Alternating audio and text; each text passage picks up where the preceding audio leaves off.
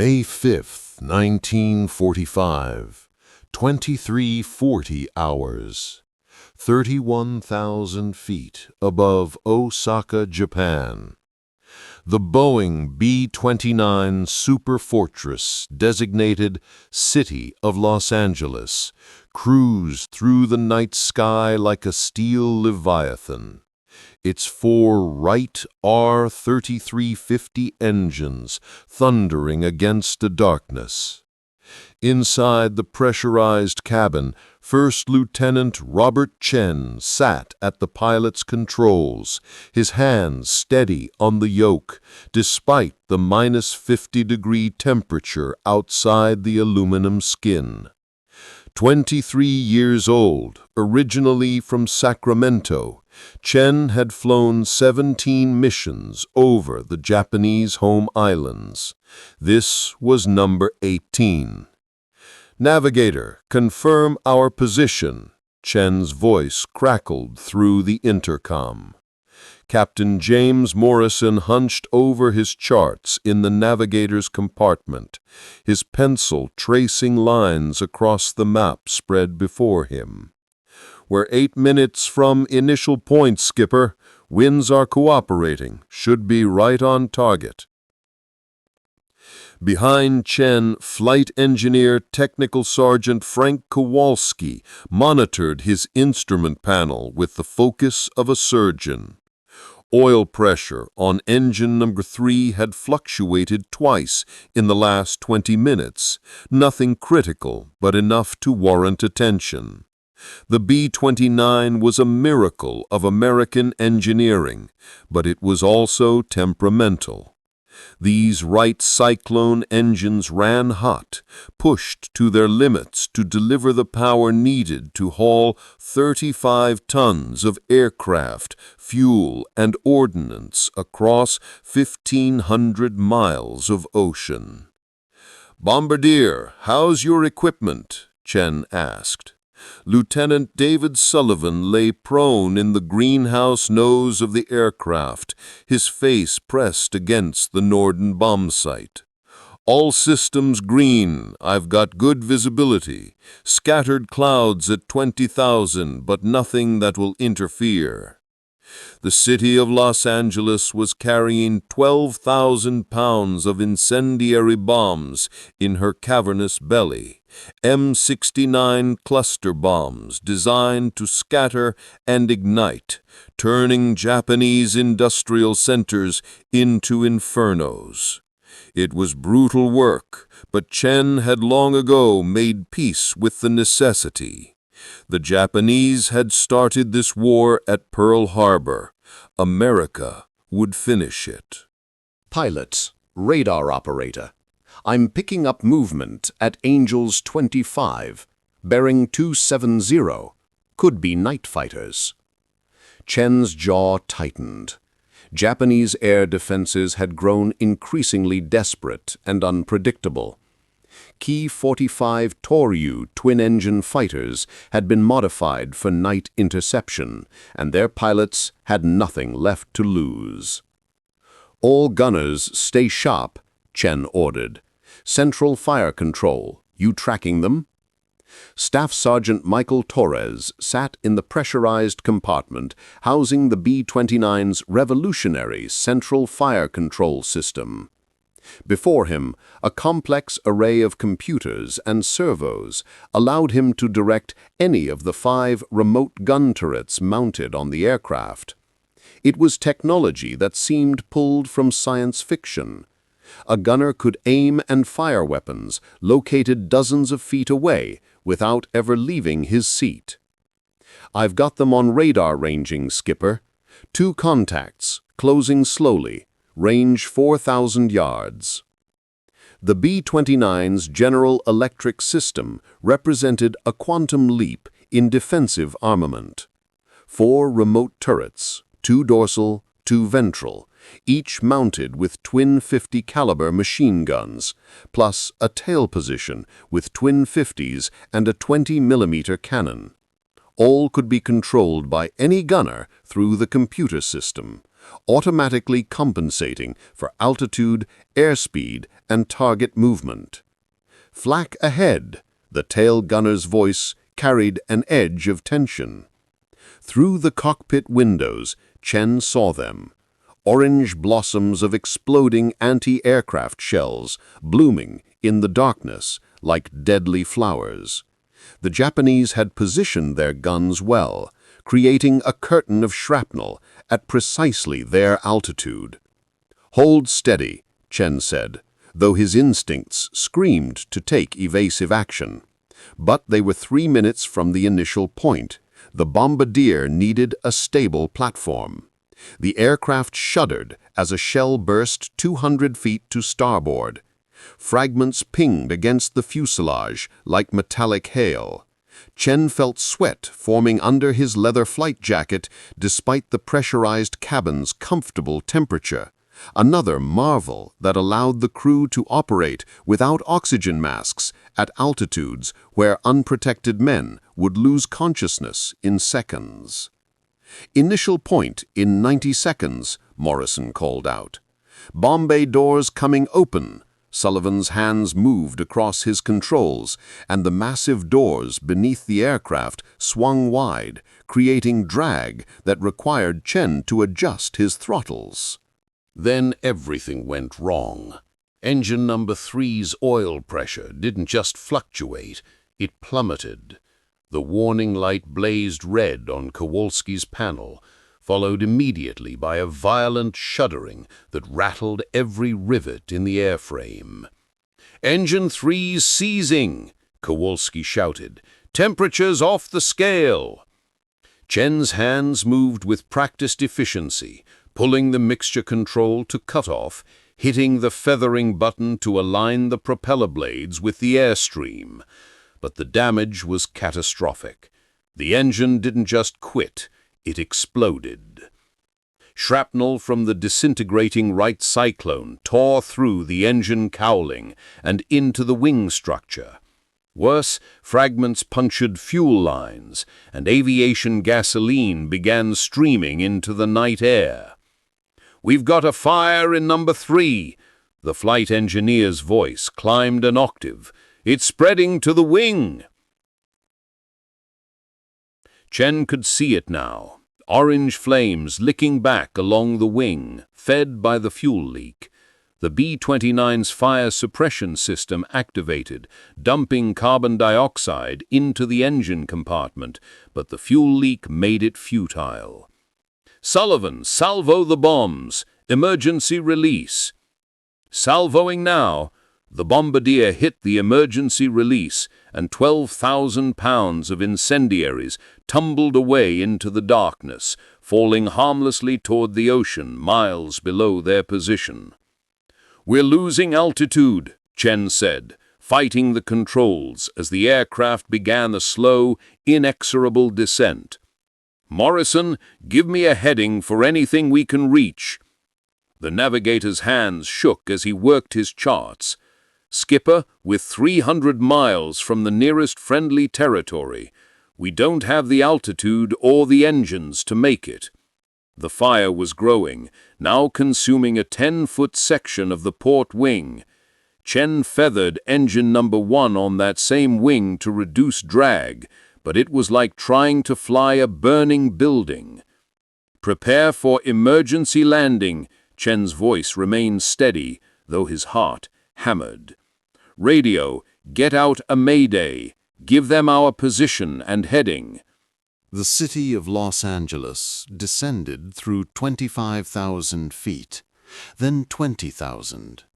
Chen struggled to keep the aircraft level as the fire weakened the wing structure.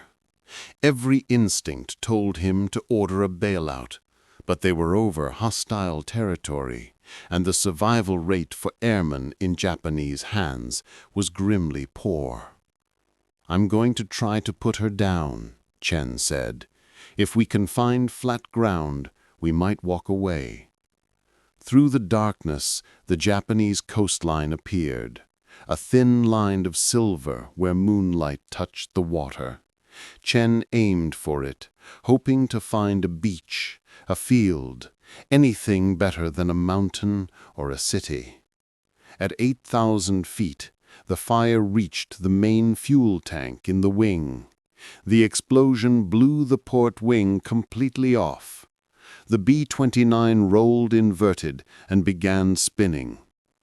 Chen pulled the control yoke with every ounce of strength, but it was meaningless.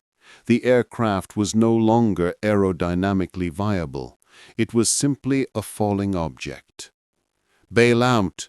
Bail out!" he screamed into the intercom. Some of the crew made it out. The bombardier, the navigator, 2 of the gunners. They tumbled into the night, their parachutes blossoming white against the darkness. But Chen and 4 others rode the aircraft down, unable to escape before it hammered into a rice paddy 12 miles north of Osaka at over 300 miles per hour. The impact was catastrophic. The fuselage broke into 3 sections, scattering debris across half a mile of farmland. Yet the forward section, the cockpit and nose, remained relatively intact, cushioned by the soft, waterlogged earth of the paddy. Lieutenant Chen died on impact, his neck snapped by the deceleration. But the aircraft he'd flown, this magnificent example of American industrial might, remained largely intact, and within minutes, Japanese soldiers arrived, rifles ready, surrounding the smoking wreckage. By dawn, a different group had arrived, not soldiers, but engineers. Men from Nakajima Aircraft Company, from Mitsubishi Heavy Industries, from the Imperial Japanese Army's Technical Intelligence Division. They came with cameras, measuring tools, and notebooks. They came to understand what they had been fighting against. Commander Ichiro Nakamura approached the wreckage as the sun rose over the rice paddy, turning the morning mist golden. He was 43 years old, a graduate of Tokyo Imperial University, and had spent 20 years designing aircraft for the Japanese military. He thought he understood aviation. Standing before the shattered B-29, he realized how wrong he had been. "Carefully," he instructed the team of 30 engineers and technicians who had traveled through the night from Tokyo. "Photograph everything before anything is moved. We may not get another opportunity like this." The aircraft was enormous. Nakamura had seen the reconnaissance photographs, had read the intelligence reports estimating the B-29's dimensions, but seeing it in person was different. The fuselage was wider than any bomber he had ever encountered. The wings stretched 99 feet, longer than some ships he'd served on during his naval engineering days. Lieutenant Takeshi Yamamoto, a young aeronautical engineer from Kawasaki Aircraft, stood beside him, notebook already open. "Commander, the skin! Look at the skin!" Nakamura ran his hand along the aircraft's aluminum fuselage. It was smooth, precisely riveted, with a level of manufacturing quality that made his chest tighten with a mix of admiration and despair. Japanese aircraft were often assembled with hand-fitted parts, each one slightly different. This aircraft had been mass-produced with tolerances measured in thousandths of an inch. Note the riveting pattern, flush rivets throughout, even on non-critical surfaces. The Americans are reducing drag on a level we haven't considered necessary. But it was when they entered the fuselage that the true revelations began. "Commander Nakamura, you must see this." The voice came from inside the forward section. Nakamura climbed through the rupture in the fuselage, stepping carefully around the bodies that had been removed hours earlier. Inside, he stopped, his breath catching. The cabin was pressurized. He had read the intelligence reports suggesting this possibility, but seeing it was different. The interior of the B-29 looked more like the passenger compartment of an airliner than a military bomber. The crew stations were comfortable, almost spacious. There were no oxygen systems at the flight positions. The crews flew at 30,000 feet, breathing normal air in normal temperatures. "This changes everything," Yamamoto whispered beside him. He had been examining the tanks. "Commander, they're carrying 7,000 gallons. Our heaviest bombers carry 2,000. Nakamura did the mathematics in his head. 7,000 gallons. With the B-29's efficient engines and aerodynamic design, that meant a combat radius of over 1,500 miles. The Americans could strike anywhere in Japan from bases in the Marianas. There was no safe distance anymore. But the pressurization system was just the beginning. As the team spread through the aircraft, documenting every system, each discovery drove home the same terrible message. Japan was fighting an enemy with technology they couldn't match. "The turrets," someone called from the dorsal position. "Come see the turrets." Nakamura climbed to the upper fuselage, where a technician had exposed one of the remote turret mechanisms. What he saw made him feel physically ill. The turret housing contained twin Browning M250 caliber machine guns, but it wasn't the weapons themselves that shocked him. It was how they were controlled.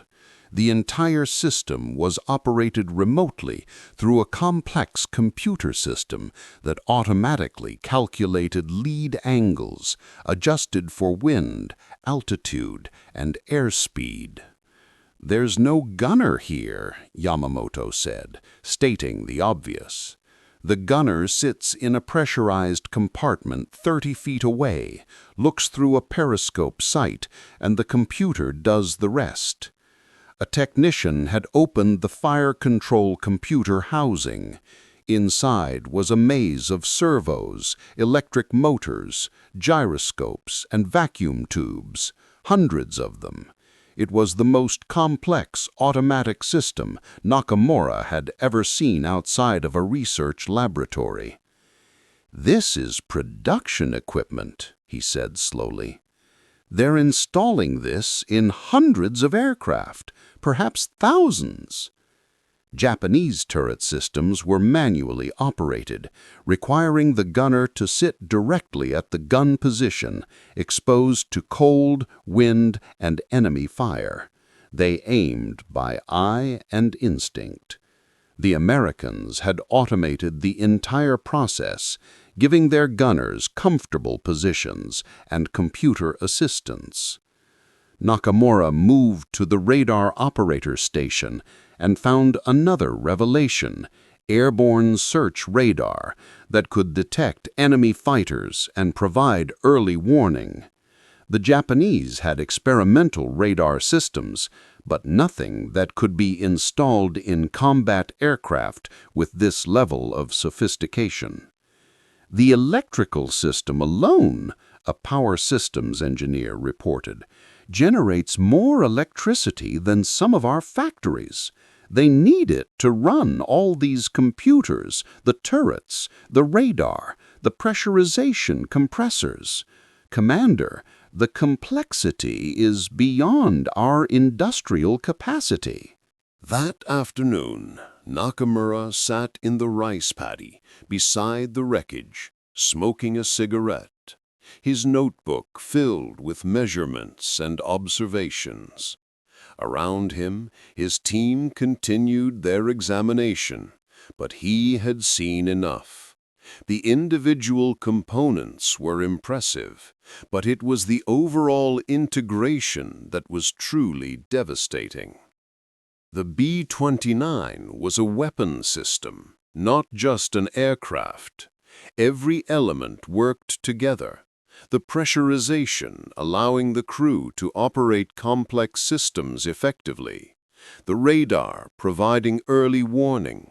The computer-controlled turrets offering coordinated defense. The enormous fuel capacity enabling strikes from unreachable distances. "We cannot build this," Yamamoto said quietly, sitting down beside him. "Even if we had the blueprints, the materials, the time, our industrial base cannot produce something like this in militarily significant numbers." Nakamura nodded slowly. He had reached the same conclusion. It's not just one technology we lack. It's the entire industrial and scientific foundation that created it. The precision manufacturing, the electrical systems, the computer technology, the materials science that created aluminum alloys this strong and light. He pulled out a small piece of aluminum he had cut from the wing structure. It was lighter than comparable Japanese alloys, but stronger. Even their metallurgy was superior. "How many workers do you think it took to build this aircraft?" Yamamoto asked. Nakamura considered the question. "Given the complexity, the precision required, if we were building it with our methods, perhaps 500 workers for 6 months. "The Americans are producing them in weeks," Yamamoto said. "The intelligence estimates suggest they're building over 300 per month. That would require an industrial capacity we cannot begin to match," Nakamura finished. "They're not just ahead of us in technology. They're ahead in industrial organization, in mass production methods, in resource allocation." The sun was setting now, casting long shadows across the rice paddy. In the fading light, the B-29 looked like a beached whale, magnificent but dead. Except this whale was just one of thousands, and more were coming every night. 3 days later, Nakamura stood in a conference room at the Imperial Japanese Army headquarters in Tokyo, facing 24 senior officers and government officials. His report lay before them, 80 pages of technical analysis, photographs, and measurements. But he knew that numbers and specifications wouldn't convey what he needed them to understand. "Gentlemen," he began, "I will not waste your time with detailed technical specifications. You have my written report for that. Instead, I will tell you what this aircraft means for Japan's defense." General Yoshiro Tanaka, head of the Army Air Service, leaned forward. "General Nakamura, we are aware the B-29 is a formidable weapon, but surely our fighters—" "Our fighters cannot reach them," Nakamura interrupted, a breach of protocol he immediately regretted but couldn't take back. "General, please forgive my rudeness, but you must understand. The B-29 operates at altitudes where our fighters struggle to climb. When they do reach these altitudes, their performance is degraded by thin air. Their pilots are hypoxic, cold, struggling with oxygen systems. Meanwhile, the American crews are comfortable, alert, protected by radar and computer-controlled defensive systems." He moved to a large map of Japan mounted on the wall. "From the Marianas, The B-29 can reach any point in Japan. From Okinawa, when the Americans take it, and they will take it, they can strike with even shorter flight times, allowing more bombs per sortie. What about our anti-aircraft defenses? Another general asked. The B-29 operates above the effective ceiling of most of our flak batteries. Those that can reach these altitudes lack the fire control systems to engage effectively at night, which is when most raids occur. Nakamura paused, choosing his next words carefully.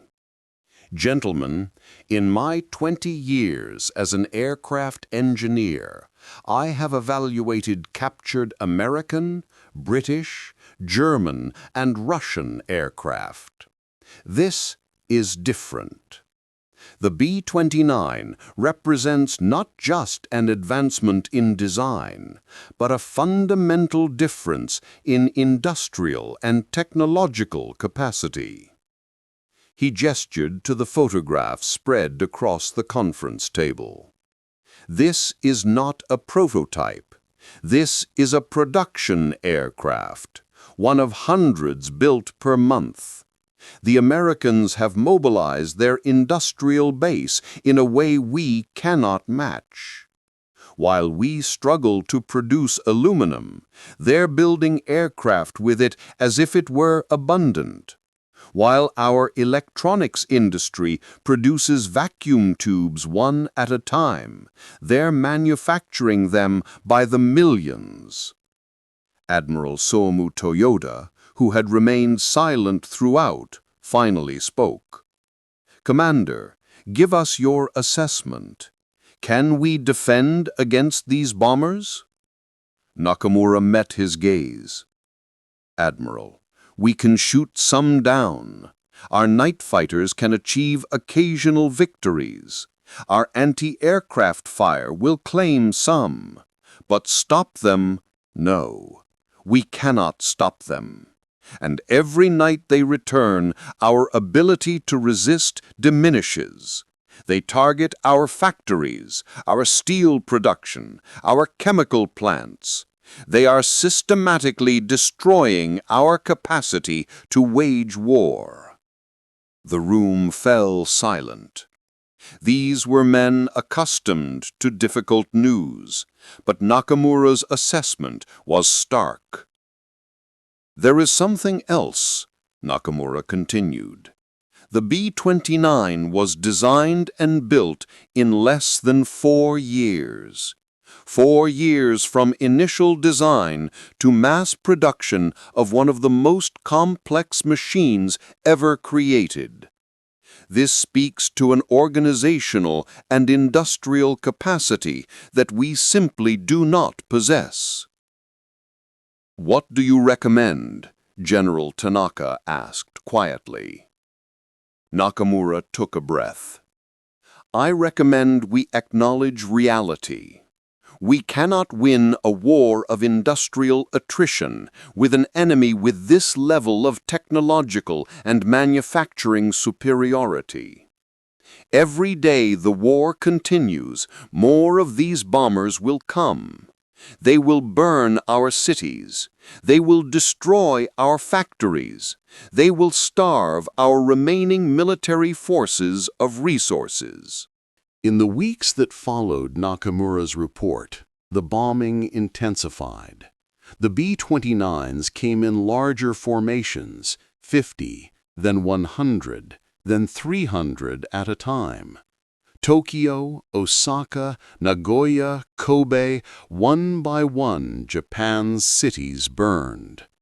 Nakamura visited the wreckage in the rice paddy one final time before it was transported to a secure facility for further study. Standing before it in the spring sunshine, he thought about the young American pilot who had died in the crash. Lieutenant Chen, the identification papers had given the name. 23 years old. Just a boy, really. But that boy had been flying one of the most sophisticated machines ever created, built by an industrial system that could produce thousands more. He had been trained, equipped, and supported by a nation that had mobilized its enormous resources for war. Japan had started this war believing in the spirit of the warrior, in the superiority of willpower over material. Nakamura had believed it too once. Standing before the B-29, he knew better. The aircraft represented something beyond tactics or strategy. It represented a fundamental truth about modern war, that in industrial conflict, production capacity and technological sophistication would ultimately triumph over courage and determination. Yamamoto joined him for this final visit. "They're saying the Americans have developed a new bomb," the young engineer said quietly. "Something beyond conventional explosives. Some of the scientists believe it's an atomic weapon." Nakamura nodded. He had heard the same rumors. If the Americans had indeed harnessed atomic power for weapons, it would be the final proof that Japan faced an enemy operating on a completely different technological level. "When I was young," Nakamura said, "I believed that Japanese engineering, Japanese craftsmanship, was the finest in the world. I believed our attention to detail, our dedication would be enough." "It wasn't?" Yamamoto asked. "It was enough for what we knew," Nakamura replied. "But we were competing in a race we didn't fully understand. The Americans weren't just building better aircraft, they were building an entire industrial and scientific system that could produce wonder after wonder. The B-29 is just one example. There will be others." He touched the aircraft's fuselage one last time. "This machine is beautiful in its way, terrible but beautiful. It represents human ingenuity at its peak. I wish we had been building such things together, rather than using them to destroy each other." 3 months later, 2 B-29s, Enola Gay and Boxcar, would carry atomic bombs to Hiroshima and Nagasaki. The weapons they delivered had been developed in secret laboratories while the B-29 itself was being designed. Both represented the same thing, an industrial and scientific capacity that Japan could not match. Nakamura would survive the war, eventually teaching aeronautical engineering at Tokyo University. He would watch as Japan rebuilt, as Japanese engineers studied and learned from American technology. But he never forgot the morning he stood in that rice paddy, examining the crashed Superfortress, understanding with absolute clarity that the war was lost. The B-29 hadn't just been a weapon, it had been a message written in aluminum and technology, telling anyone who could read it that modern warfare was no longer about courage or warrior spirit. It was about production lines, research laboratories, and industrial capacity measured in millions of tons and billions of dollars. Japan had fought bravely, but bravery wasn't enough against an enemy who could fill the sky with silver aircraft, each one a flying fortress of complexity and capability.